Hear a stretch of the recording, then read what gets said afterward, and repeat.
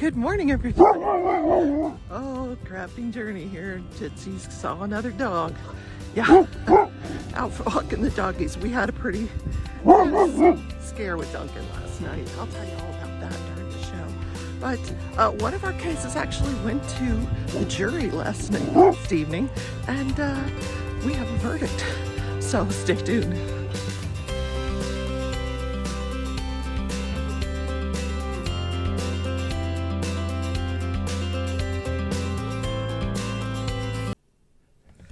Good morning, everybody. Crafting Journey here, that Journey chick over on Instagram, and the leftovers on my new YouTube channel, which the link for is down in the description. That's where I do reselling. I take undervalued items and I sell them for a profit on eBay. And right now I have some Diamond Art Club paintings listed. So I wanted to show you what I worked on last night in this painting, the crystal ball, and I did the wand as well, the way I said I was going to do it with the gold in it. So let me just show you.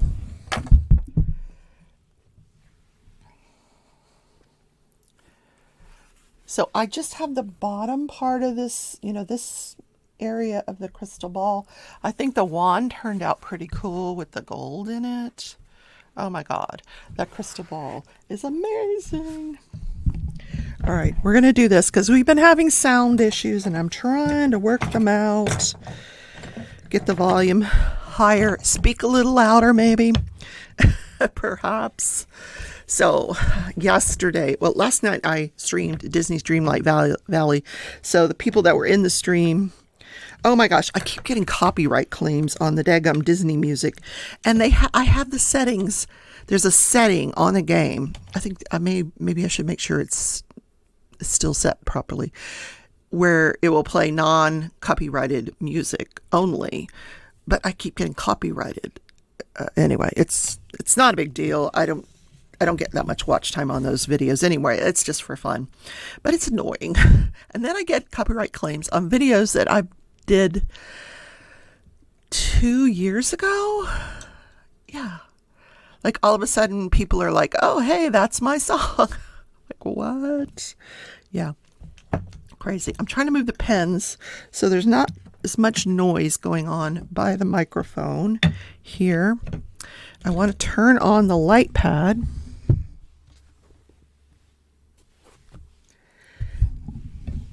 And by the way, I hate this light pad. I'm just saying. It has this non-removable clip thing that's right here. It's just bulky and oddly placed. Is really all I can say about it. Yeah. All right, here's our drills for today. So the reason I brought up Disney's Dreamlight Valley is because last night during that stream, people could see that there was issues with Duncan, our dog, Jean and I's dog. It's really Jean's dog, but he's not doing good. He's very, very old. I think he's about 17 years old. It's a guesstimate because Jean found him, and he just he could barely walk. His back legs were really bothering him. At first, we couldn't get him to eat dinner. We couldn't get him to move at all. And finally, I gave him a gabapentin. So my gabapentin, because gabapentin with a dog is like a miracle drug.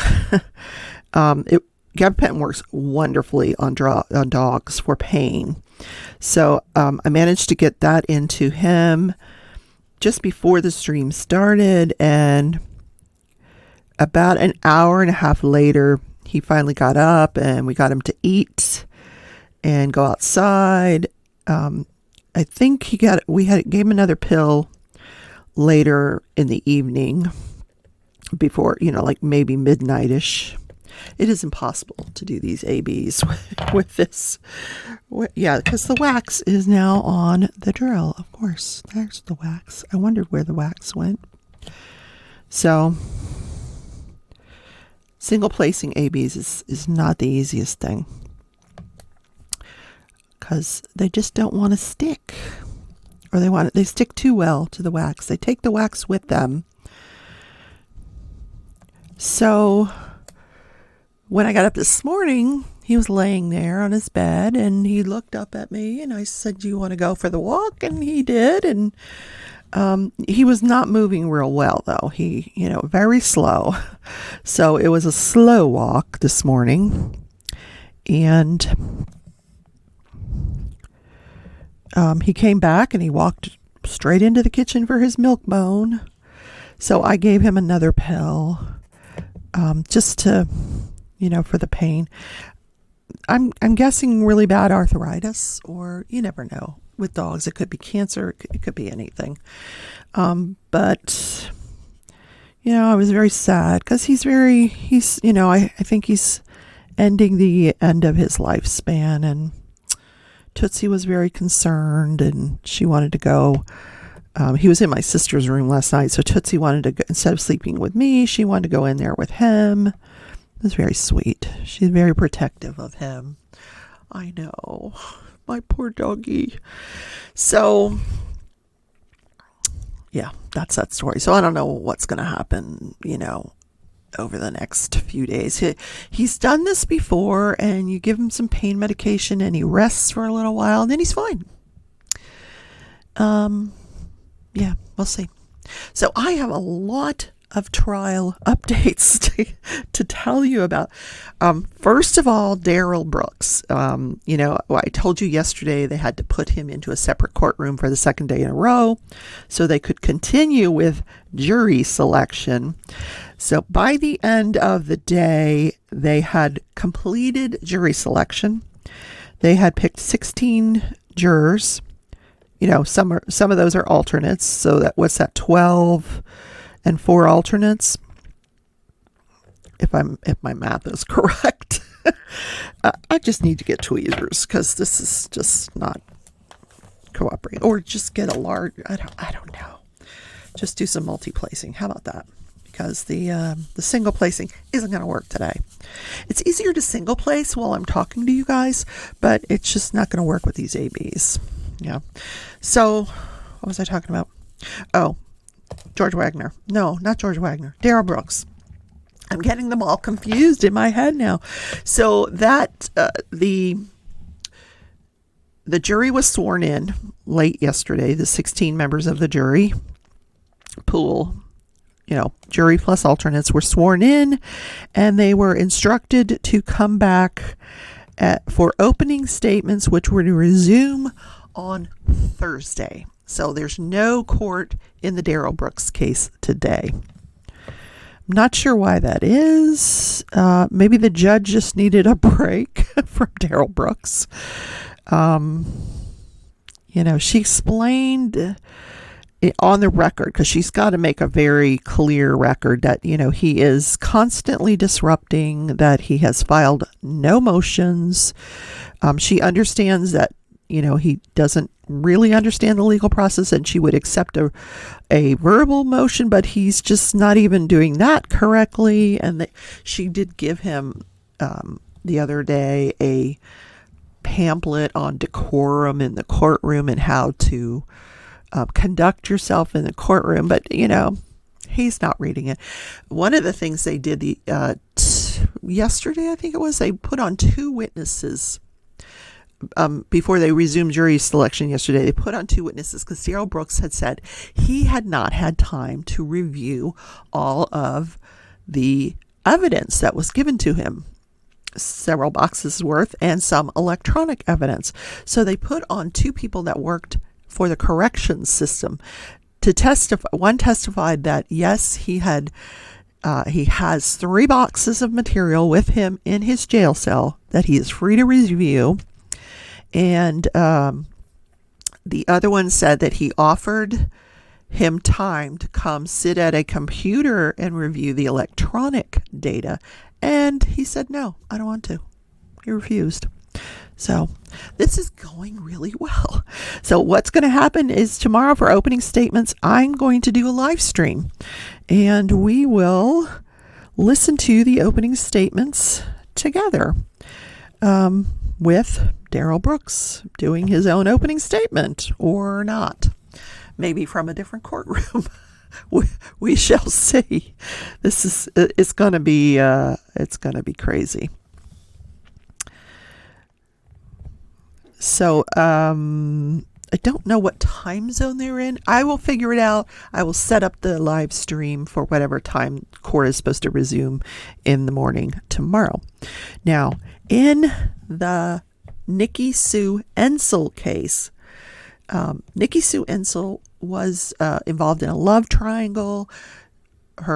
She was charged with conspiring to murder her husband Chad. She was having an affair with Howard Earl, and they were planning to move to Texas, where he said he has family. So that trial actually came to a conclusion yesterday. The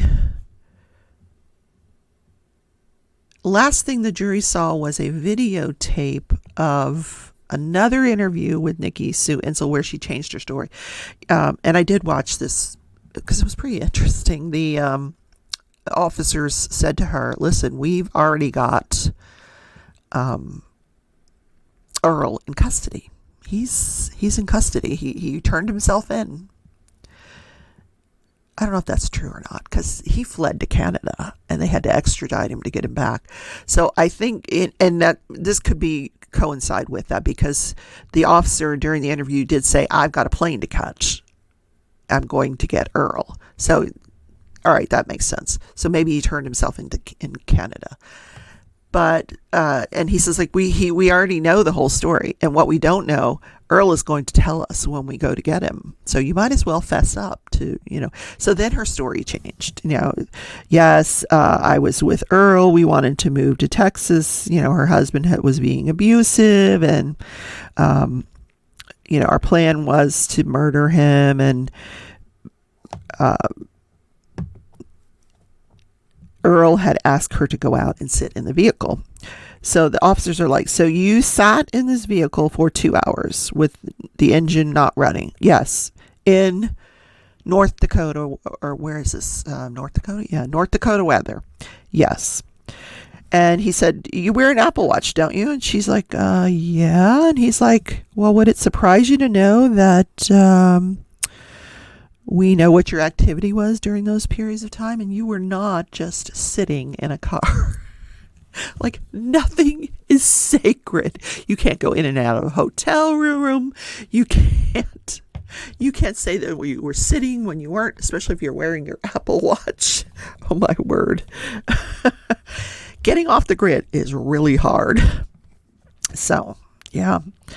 So that's the last thing that they showed the jury. Then the defense hemmed and hawed, and she finally Nikki Sue Ensel opted not to take the stand.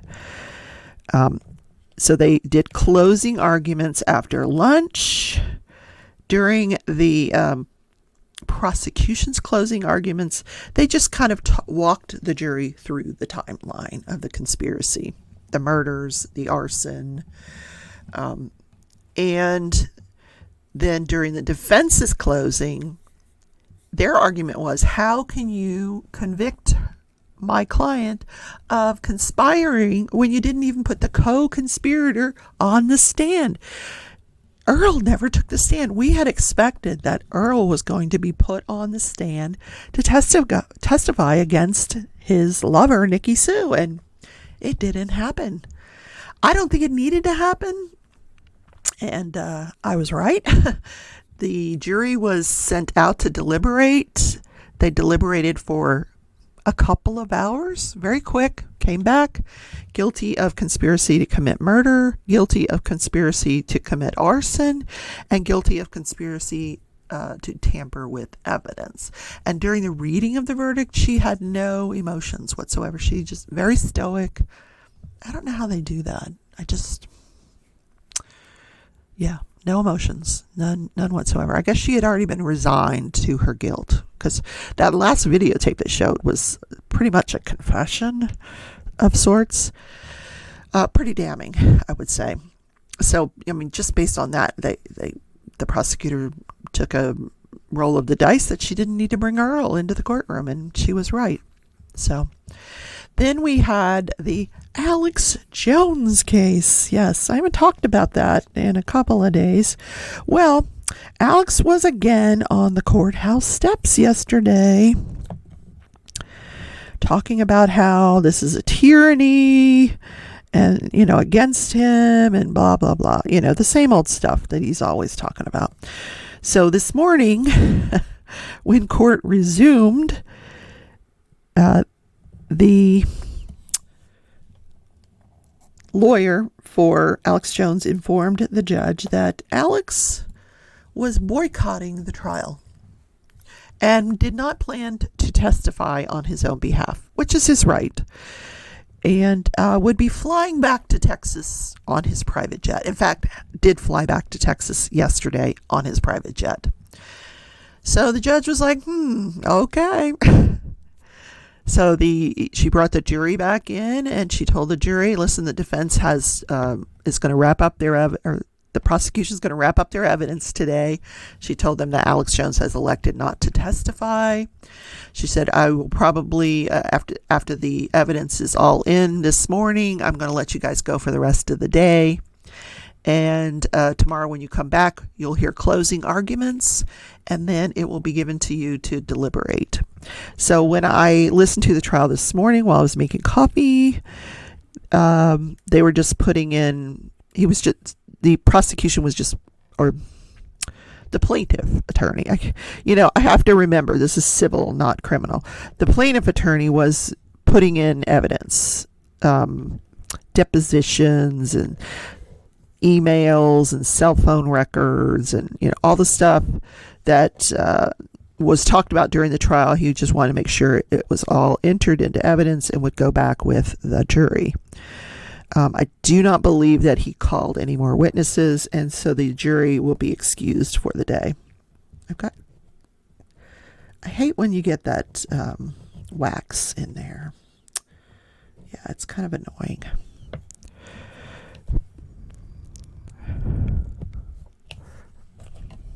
I know. I have to do surgery on it. Surgery! All right, it's fine. The thing to do is after you're finished with the painting, just kind of brush it real well, get the wax off. So, is that all the trials? Nikki Ensel, Alex Jones, Daryl Brooks, George Wagner. I feel like I'm forgetting something. Oh my, what a tangled web we weave. So yeah, everything's winding down. Alex Jones is winding down. That'll go to the jury tomorrow. Nikki Sue went to the jury. What we haven't heard in the George Wagner case, that's what I haven't talked about, George Wagner, is the testimony from Jake, his brother, or his mother, Angela. So we're still waiting. We're on the edge of our seats. We're waiting for that testimony because that's going to be good. But yesterday, on Monday afternoon, I told you that George's ex-wife took the stand, and she opted in. In other words, she was showing her face. And so her testimony continued all day yesterday. And it was very difficult testimony. But she told the wildest story about, how George took her cell phone away from her when she moved in with that family. He took her cell phone, put it back to factory reset, and then gave it to his mother. So she had no cell phone. So there's this one day when Angela, the mom, tells Nikki, I'm out on a different trial, where Angela tells Tabitha Clater, George's ex-wife, to clean up the kitchen while she's gone, the lunch dishes. And so she and Hannah Mae, who at the time was also living there with Jake, Hannah Mae is one of the 8 victims that was killed. She and Hannah Mae were going to go into town. So, Tabitha, can you please clean up the kitchen? Well, as she starts to clean up the kitchen, her son starts to fuss. So she goes and lays down with him till he falls asleep for his nap. So when Angela gets home, she finds out that the dishes aren't done, and she goes off on Tabitha. Tabitha just said, I'm done. I'm out of here. So she tries to leave, and she's stopped by George, and she ends up biting his arm, kicking him in the nuts, and then leaving. And she runs out of the house. They're running after her. One of them hollers, "Go get your gun." She said by this time it's starting to get dark out, and she hides under George's truck until it's dark, and then she starts to see flashlights searching for her. So then she comes out from under the truck. She runs to the shed, grabs her bicycle, starts to ride down the street. Jake and George get into a truck, follow her, try to convince her to come back, and she's like, "No, I am not coming back." So she rides her bike to this gas station where the woman says, because she said, can I use your cell phone? I'm trying to escape from my husband, and so the woman says, "Yeah, you can use my cell phone. Do you want me to call 911? She's like, no, don't call 911. But the police end up showing up because one of the Wagner family calls the police and tells them that she had started this domestic violence incident back at the house. And yeah. So anyway, she takes the cell phone from the cashier or whoever the worker was at this gas station, calls her mom and says, "Please come get me." So she's at this gas station for a couple hours, and her mom, the entire Wagner family is at this gas station now, trying to get her to come home, including Hannah Mae Roden. She's there. Get her to come back. She's like, no. So she goes and she stays with her mom. George goes and files for a divorce, and she agrees to allow him to maintain custody of their son, and with supervised visitation by her. And the reason she did this is because she would be moving back in with her mom, whose boyfriend abused her when she was young. And she didn't want her son in that environment. But the agreement was also that once she was back on her feet and got her own place, that she would get her son back. Well, this never happened. Meanwhile, she said she went for almost a year where she just didn't see her son. She would make arrangements to see him, and they would cancel, or she'd show up and they wouldn't be there, or, just all these excuses why she could not see her son. Then the murders happen, and we know that the Wagner family fled to Alaska, and they took her son with them. And they're like, the attorney's like, "Well, why didn't you go get your son in Alaska?" And she's like, "I didn't want to be killed." She said they had already murdered the entire Roden family, including Hannah. I knew if I went to Alaska, I'd be dead. They would shoot me. No, I wasn't going to do that.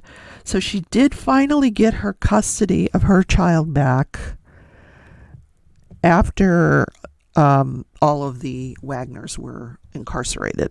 She got full custody back of her child. Meanwhile, she has a daughter by someone else. And she tells this story that there was one occasion where she goes over to see her son, to visit her with her son, and she takes her 6-month-old daughter with her. And while she's visiting, Angela's in the room. She had to go to the bathroom. So she asks Angela, "Can you hold the baby while I go to the bathroom?" So when she comes back, the baby is unresponsive. So she rushes the baby to an emergency room where the baby's revived, and they find out that she had Xanax in her system. And the only thing that Tabitha could conclude was that Angela slipped this baby Xanax while she was in the bathroom. This family, I'm speechless. Wow. So wild stories by this ex-wife. Wow.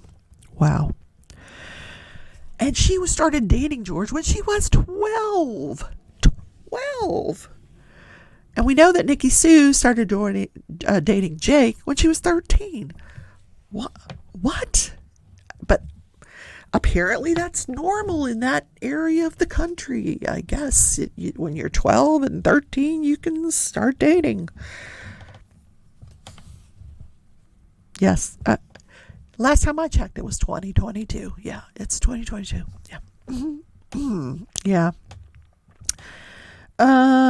Okay. Yeah. No judgments, right? No judgments. No commentary. Yes, I know. Look how pretty that is. Oh my gosh, that's so pretty. Wow. So that's what's going on with the Wagner case. We still haven't heard Jake or Angela testify. This Angela's a card, man. I can't wait to see her, her demeanor about all this, because she really sounds like kind of a tyrant.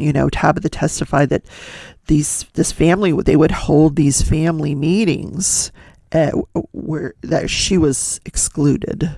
It would just be, Angela and Billy, the mom and dad, and Jake and George, and they would have these conflabs where they would discuss whatever she doesn't know, because she was never allowed to attend these meetings. But the prosecution's theory of the case is that it was during these meetings that they were planning the murders of the Roden family. Crazy. She had asked George during their marriage, hey, why don't we just get our own place? And he refused. He nope, I want to live with my mother. Yeah. Okay. Interesting, huh?